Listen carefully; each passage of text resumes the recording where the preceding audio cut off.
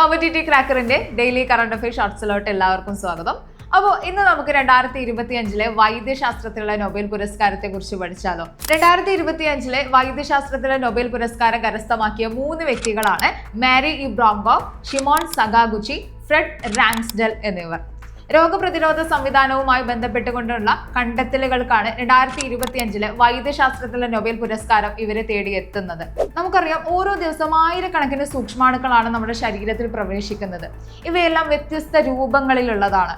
അപ്പോൾ ഇത്തരത്തിലുള്ള സൂക്ഷ്മ രോഗാണുക്കളെ എങ്ങനെയാണ് രോഗപ്രതിരോധ സംവിധാനം തിരിച്ചറിയുന്നത്, എന്തിനെ ആക്രമിക്കണം, എന്തിനെ സംരക്ഷിക്കണം എന്നുള്ളത് രോഗപ്രതിരോധ സംവിധാനം എങ്ങനെയാണ് മനസ്സിലാക്കുന്നത്, ഇതുമായി ബന്ധപ്പെട്ടുകൊണ്ട് ഇവർ നടത്തിയിട്ടുണ്ടായിരുന്ന പഠനങ്ങൾക്കാണ്, നിരീക്ഷണങ്ങൾക്കാണ് 2025 നൊബേൽ സമ്മാനം ഇവരെ തേടിയെത്തുന്നത്.